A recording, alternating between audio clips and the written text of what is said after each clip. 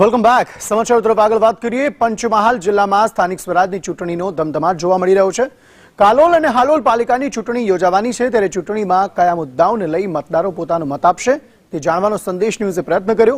રાજકીય સામાજિક અગ્રણીઓ શહેરીજનો સાથે સ્થાનિક મુદ્દાઓને લઈને ચર્ચા કરી, જેમાં પ્રાથમિક સુવિધાઓ અને પ્રશ્નોને લઈને મતદારોએ નારાજગી વ્યક્ત કરી.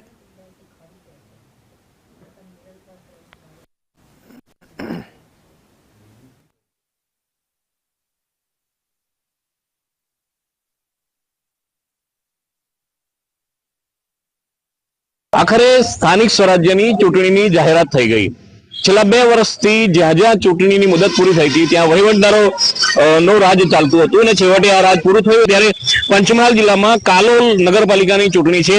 અત્યારે દિવસે દિવસે જેમ વસ્તી વધારો થાય જેવી રીતે બધાની અપેક્ષાઓ પણ વધતી જાય, એટલે ભારતીય જનતા પાર્ટીનું જ્યારે પણ શાસન હતું ત્યારે પણ સારું કર્યું છે અને હવે પણ ખૂબ સારું થશે નગરમાં. પણ પહેલા તો અપક્ષ જીત્યું હતું પણ શાસન તો ભારતીય જનતા પાર્ટીએ જ કર્યું છે ને. સ્થાનિક સ્વરાજ્યની ચૂંટણી આવી છે, એની અંદર ઘણા યુવાનો ઉત્સાહિત છે અને ભારતીય જનતા પાર્ટી ફરી જંગી બહુમતીની લીડથી જીતવાની જ છે. કંઈક સારું થાય તો કંઈક ખોટું બી થાય, તકલીફ કોકને ને કોકને કંઈક ને કંઈક રહેવાની. બધા એક વસ્તુથી સુખી હોય ને બધા દુઃખી હોય એવું ના થાય, એટલે દરેક વસ્તુના 2 પાસા હોય. બાકી ઓવરઓલ જોવા જઈએ તો ભારતીય જનતા પાર્ટીનું ગઢ છે કાલોલ.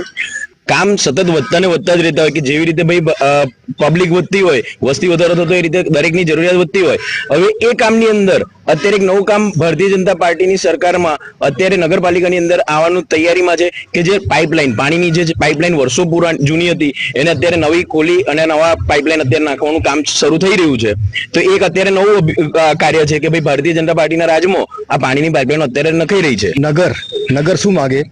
નળ, ન એટલે ન, ગ એટલે ગટર અને પ એટલે ર એટલે રસ્તા.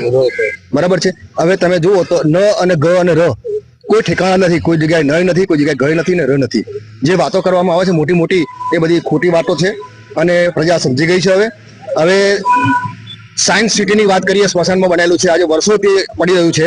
એ બન્યા પછી પડી રહ્યું હતું, પછી એમનું શાસન બી આવ્યું ભાજપનું તો પડી રહ્યું છે, વહીવટદાર આવ્યા તો પણ પડી રહ્યું છે. કાલોલનો જે ગાર્ડન છે, ગાર્ડનમાં તમે જુઓ તો ત્યાં ગાડી અત્યારે અસામાજિક તત્વોનો અડ્ડો છે અને ત્યાં ગાડી ઘણી બધી પ્રવૃત્તિ થાય છે અને એનું ગાર્ડન જેવું લાગતું જ નથી. સ્મશાન પણ સારું હોય ત્યાં, એવી પરિસ્થિતિ છે. એટલે કોંગ્રેસનું શાસન આવે તો પહેલા કોંગ્રેસે જ કાલોલને રસ્તા આપ્યા છે, ગટરે આપી છે અને પાણી બી આપ્યું છે.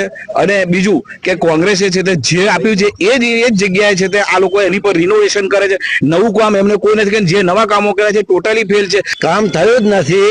આ સાહેબ કે છે ખોટી વાત કરે છે.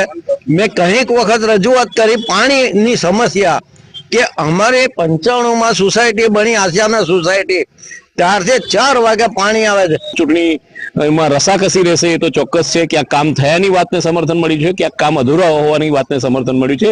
પરંતુ આ જે 2 વર્ષ પછી જે ચૂંટણીની આશા રાખી રહ્યા હતા નગરજનો, એ ચૂંટણી આવી ગઈ છે અને આવનાર સમયમાં જોવાનું રહેશે કે ચૂંટણીનો રંગ કેવો ચડશે. હર્ષદ મહેરા, સંદેશ ન્યૂઝ,